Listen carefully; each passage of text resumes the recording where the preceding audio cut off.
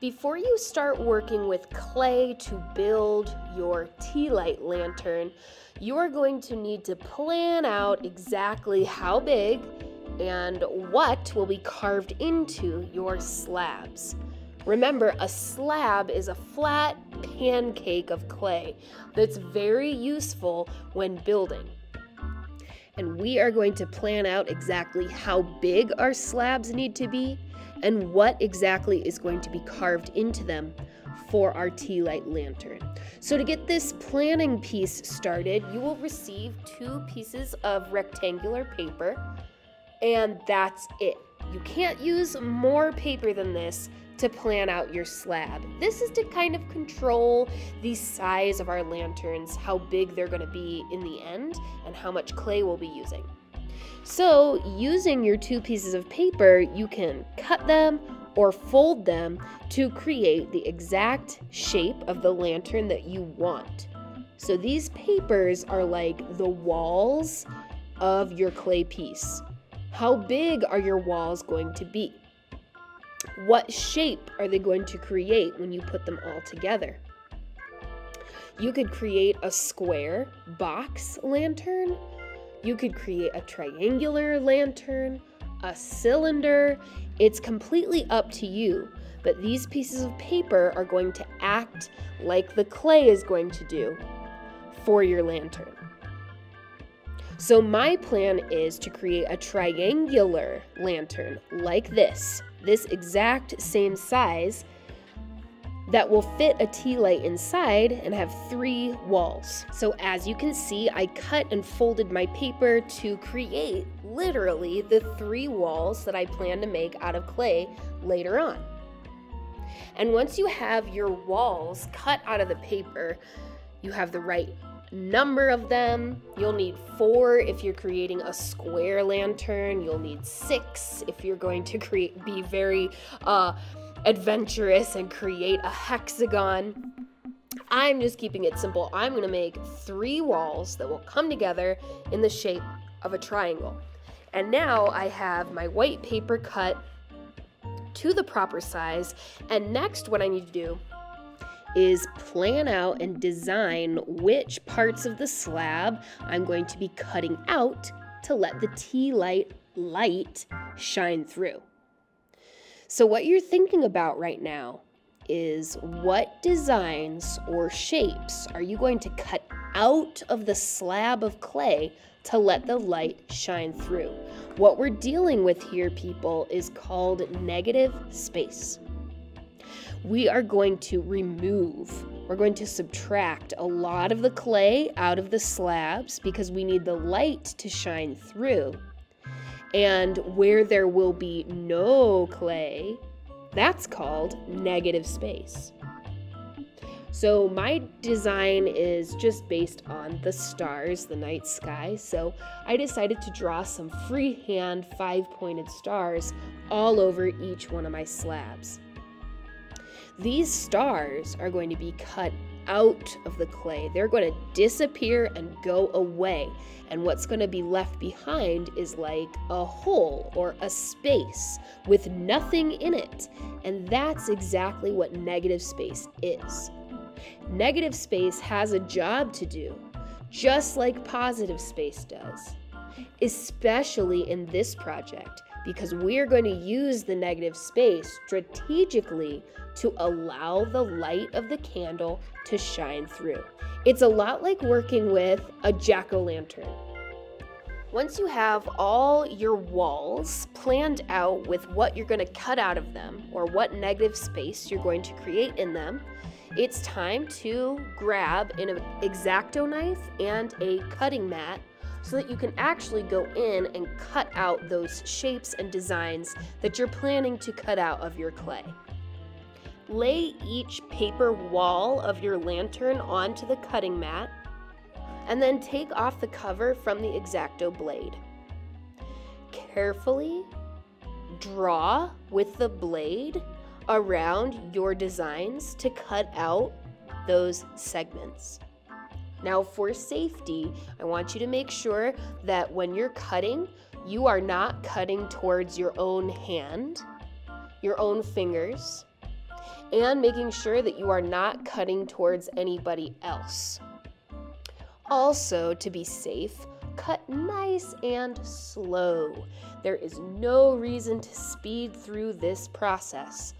Namely, because it's not very safe. X-Acto blades are very, very sharp. You do not want to cut yourself with them because the cuts will be deep and there will be blood. So be very careful. Go one line at a time to cut out your design out of the paper. And make sure that your fingers, stomach, and other people are not in the way of your cut.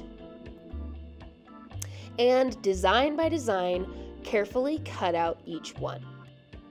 Once you have all of your walls cut out from paper, and each of those walls has negative space cut out of them with an X-Acto knife, you are ready to switch to clay. And these pieces of paper that you have created are going to be perfect stencils to cut out and design each wall of your lantern. So you will be receiving clay slabs rolled out really nicely from the slab roller in the art room. And once you receive your slab, create each wall one by one. Lay your paper stencil onto the clay slab and gently trace around the outer shape of it with a needle tool. And then once you have the outline of your wall shape, you can press really hard down through to the canvas to cut out this wall from the big slab. So I'm using my needle tool again, but I'm pressing really hard and I'm dragging the point of the needle tool against the canvas on the bottom to cut it out kind of like a cookie. And once you have your basic wall shape, you do need to go in and put in the designs, the negative space that you're going to be cutting out eventually from this wall. So lay your stencil back on top of the wall and use your needle tool to gently draw out your designs. Now at this stage in the game, you do not want to actually cut out these shapes. All you're doing right now is basically drawing with your needle clay tool where these shapes are going to be. The clay is too soft and you're going to be working with it too much to be making your cutouts right now. Trust me, if you make your cutouts right now and then you try to build the walls together of the lantern, all your shapes are going to get messed up because you're going to have to mess with this clay a lot in order to get it to stand up. So anyway, heed my warning and please do not cut out the shapes yet entirely. Just gently sketch them with your needle tool onto the clay so that you know where you plan to put them. Repeat this exact process for all of your walls. Cut the shape out of the big slab that I will give you, and then gently draw in your negative shape designs, but don't actually cut them out yet. Once you have all your walls ready to go, it's time to stand them up and try to put them together in the formation that you had planned. So maybe you're making a square or a hexagon or maybe even a round cylinder that goes in a circle. I'm making a triangle, so my job is to place the walls like this. In order to attach the walls together and make sure that they don't crack or crumble apart as the clay dries before the kiln, we are going to put coils on the joints of the slabs. Coils are a really great ceramic building tool to know about, and coils are simply long noodles or snakes of clay that you can make by rolling the clay in between your hands like so, and even rolling them down on your canvas as well. We are going to use these coils in order to strengthen the joints of each wall of our lanterns. So after you've rolled out a nice sized coil, then it's time to place it in between the spot where your two walls meet. Your coil can go on the outside of your lantern, or you can place the coil on the inside of the lantern. It's your choice. Wherever you decide to put it, we all need to remember that this coil needs to be attached using scratching and scoring. Scratching and scoring is like gluing your clay together. There are lots of ways to scratch and score clay, but my favorite way is to use a toothbrush dunked in water to do the scratching. So we'll be using toothbrushes in here to get our scratching and scoring done. And again, the toothbrush needs to be wet, so dunk it in some water and then scratch up the joint of your lantern and also scratch up the surface of that coil. And then when you stick the two scratched surfaces together, it creates like a million little suction cups that holds that clay together. Add a coil to every joint of your lantern. If you created a square lantern, you should have 4 joints. If you created a hexagonal lantern, there should be 6 joints that you need to strengthen with a coil. And if you did a cylinder, then there will only be 1. You can leave the coil very visible and easy to be seen, or you can do a smearing method, which is simply to smear the coil on both sides to disguise it and hide it by rubbing it and smearing it into the walls. As you can see, my decision was to hide the coils to make them look like the corners of my lantern. And now you can see why it's important to not cut out your cutouts yet, because you're going to be messing with the slab too much. As you can see, some of my star drawing has been erased, but it's okay, I can redraw it easily, and now I have nice smooth corners for my lantern. And another 2 things that you can do to help with the smoothness and the workability of your clay is to give it a couple sprays of water every once in a while to make sure that the clay is moist enough to work with, and also to use baby wipes to smooth out your clay once it's formed and shaped.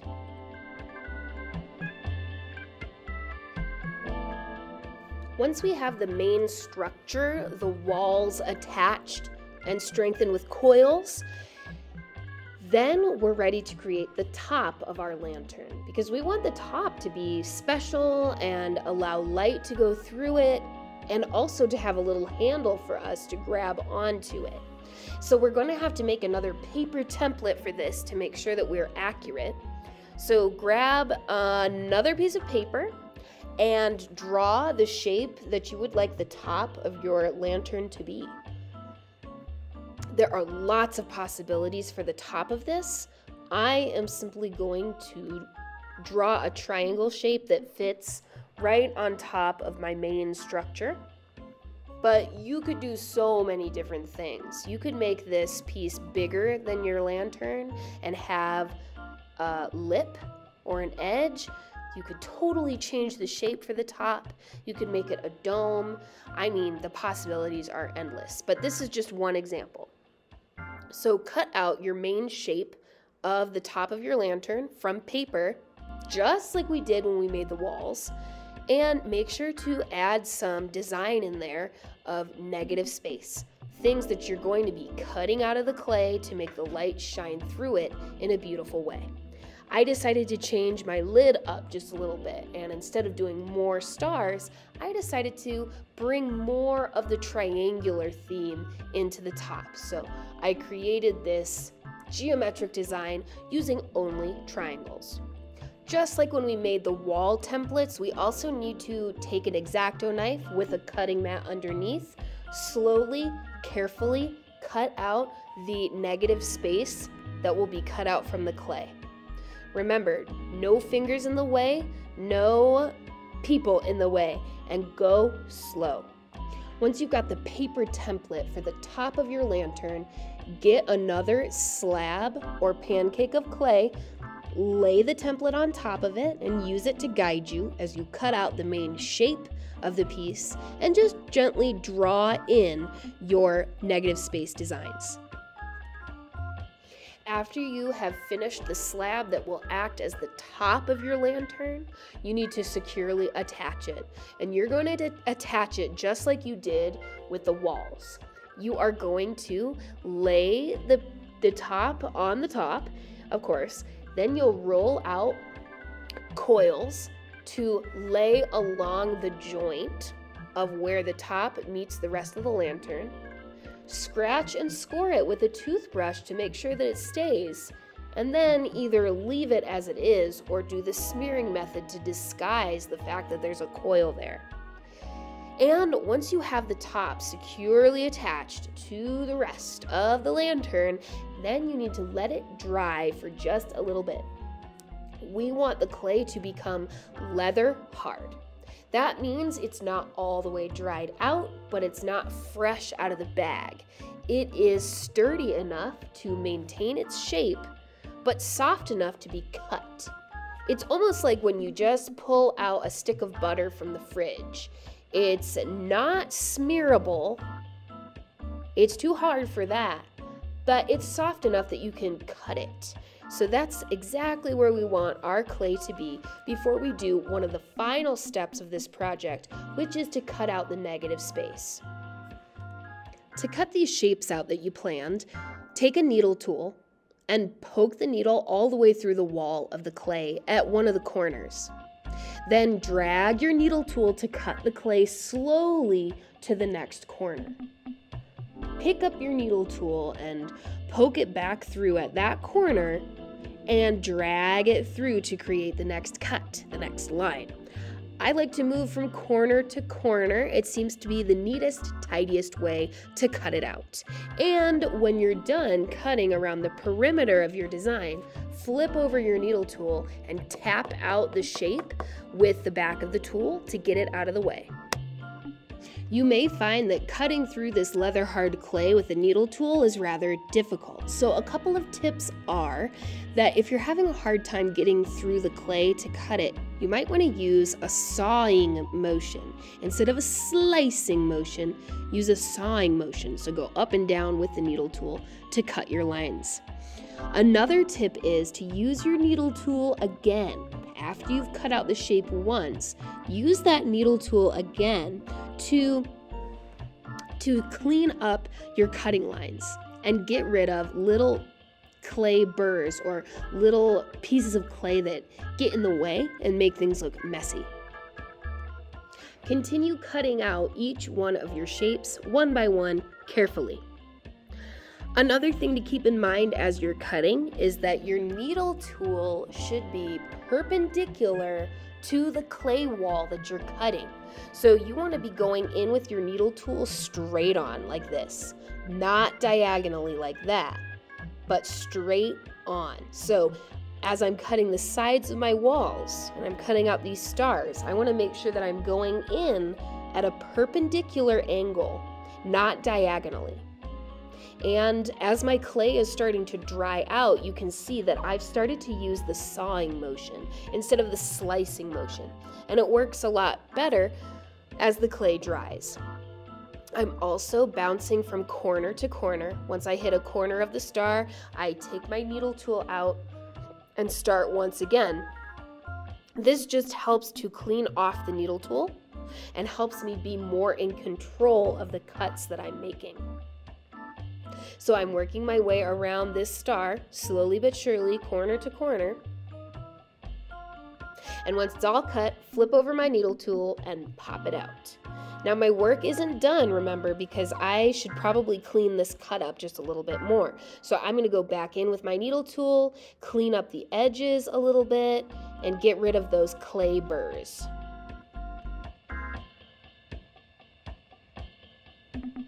Wow, that was very time consuming, but I think I've done it. I've gone around to each wall and the top, and I've cut out all my planned negative space so that tea light can really shine some light through this thing. Again, though, I don't think that this necessarily looks very clean. There are some scratches that I put on there accidentally, some weird textures. I even accidentally mooshed my lantern into extra clay, so it's got some of that going on. And so I'm not just gonna call it done. I'm going to go back with my needle tool, and I'm gonna sharpen up those corners and edges with my needle tool. I am going to smooth it out with some wipes, and I'm gonna make this thing look gorgeous. And once it's smooth and beautiful, you are going to do the final step of this project, which is to add a handle. So the handle should go in the center of the top of the lantern, and it should be big enough that you can grab onto it and lift the lantern up and lower it down onto the tea light. You might want to think about the designs you've already used, right, so that it all ties in together. And I decided to use one of my extra little stars that I cut out of clay, and I'm going to smooth it out and fix it up a little bit, and underneath I'm going to attach a sphere. So I'm going to stack a star on a sphere and attach it all to the top of my lantern. But the possibilities here, again, are endless. You just need to make a handle of some shape, some way. And the only rule that you need to follow is that when you are putting the pieces of your handle together and attaching it to the lantern, it needs to be scratched and scored with a toothbrush, or else it's not going to stay together. It's all going to fall apart, and we're going to have some problems down the line when it comes out of the kiln. So once you've made your handle, please make sure to scratch and score it to attach it to the top. Another thing that you can try on your lantern is to add some texture to it using the subtractive method. I like to use these wooden skewers to add polka dots. It's kind of my thing. I really enjoy it. You could also use the wooden skewer to draw designs onto the clay, or you could use any of the tools that you find in your clay toolbox to add some texture. One very important thing to remember as you finish up this project is that your clay piece is going to come out of the kiln just like it went in. So if your clay is rough or scratched up or is damaged or has a crack or has some weird lump of clay attached to it, that's exactly how it's going to look when it comes out of the kiln. So make sure that you do those finishing touches using the wipes and the water to make the clay smooth, so that when it comes out of the kiln, it looks just how you want it. I'm really excited to see what you do with this project. Let's get cracking.